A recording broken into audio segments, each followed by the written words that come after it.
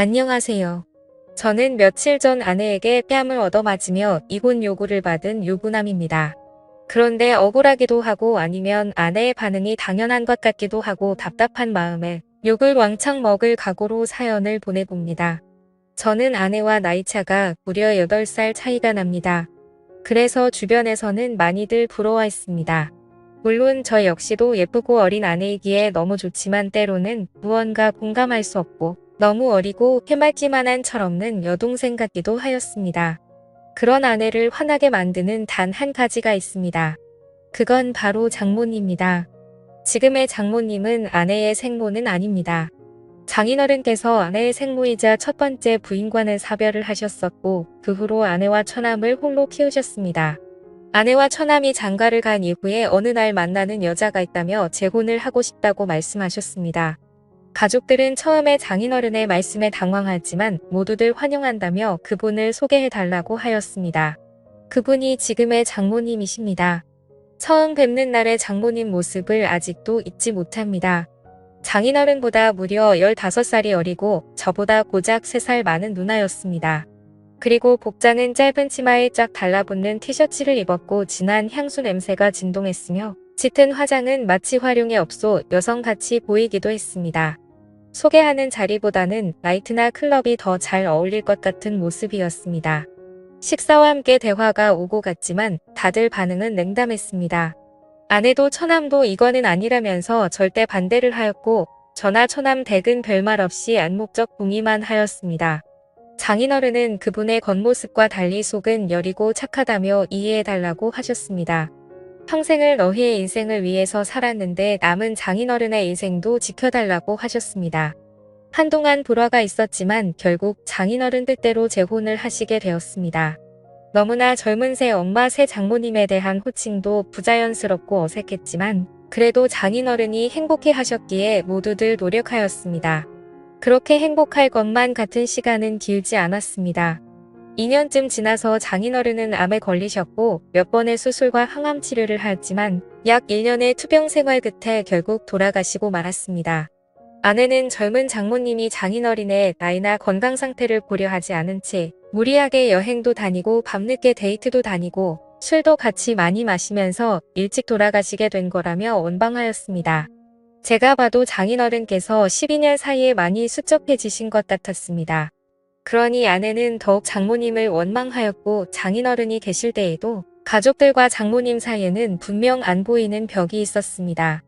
결국 모든 가족들의 원망과 화살은 장모님께 쏠렸습니다. 장인어른은 이렇게 될 것을 미리 예상하셨던 것 같습니다.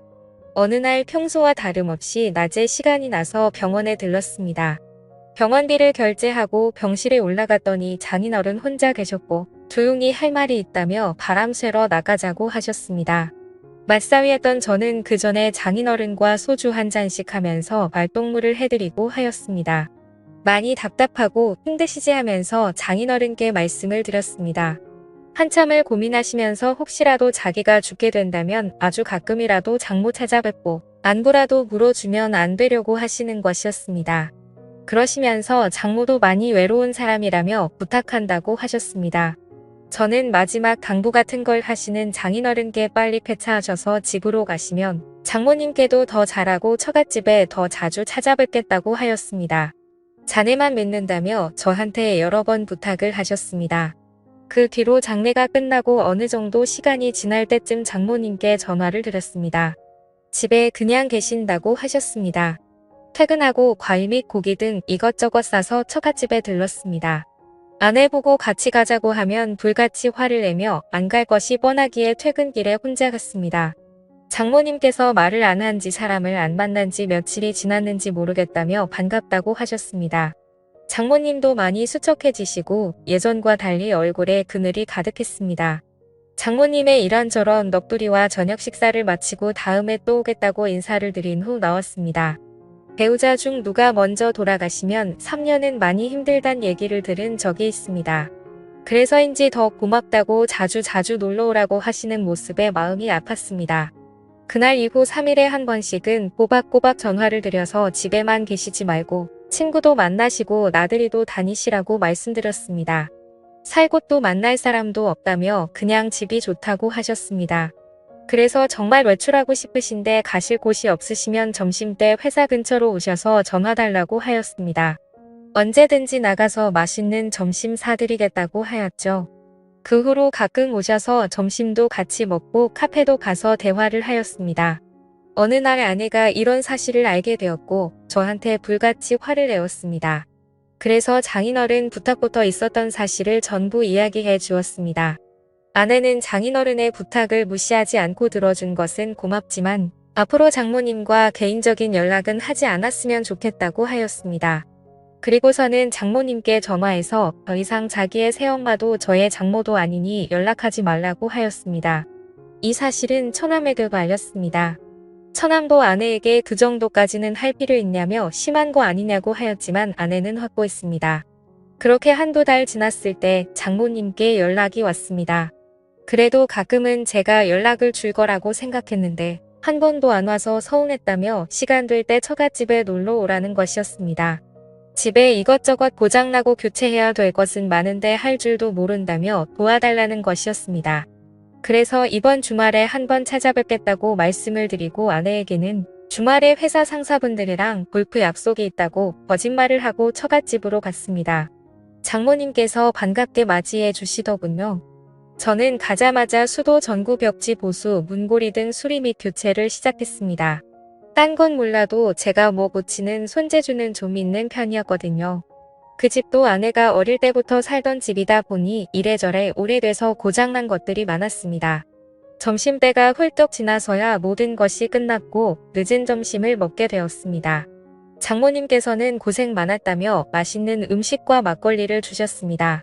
한 잔 두 잔 주시는 대로 마시다 보니 조금 취하게 되었고 소파에 쉬다가 잠이 들었습니다.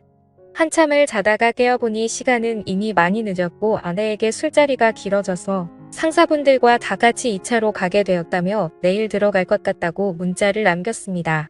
그러고는 다시 거실 소파에서 잠을 잤습니다. 잠을 자고 있는데 무언가 소리가 들렸고 장모님 혼자서 술을 드시고 계셨습니다.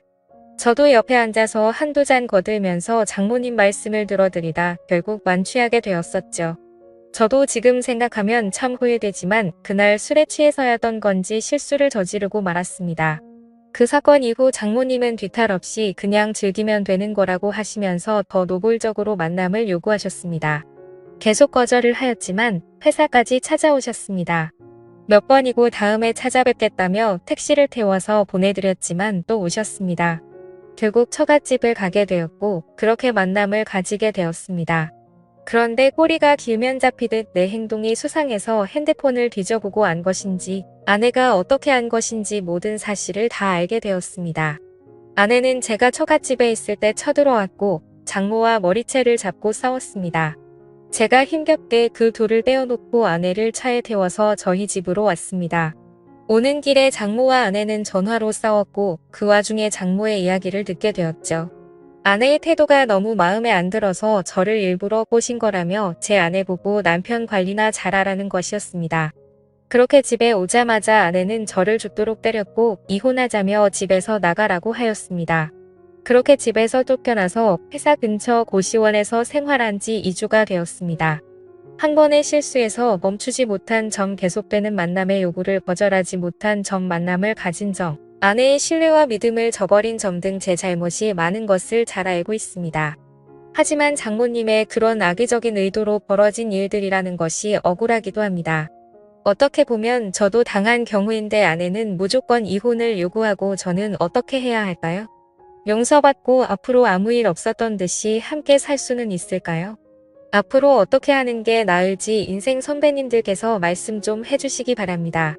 지금까지 읽어주신 모든 분들 감사합니다. 구독과 좋아요 알림 설정 눌러주시고 다양한 사연 또 들으러 와주세요. 그럼 모두들 행복한 하루 보내세요. 감사합니다.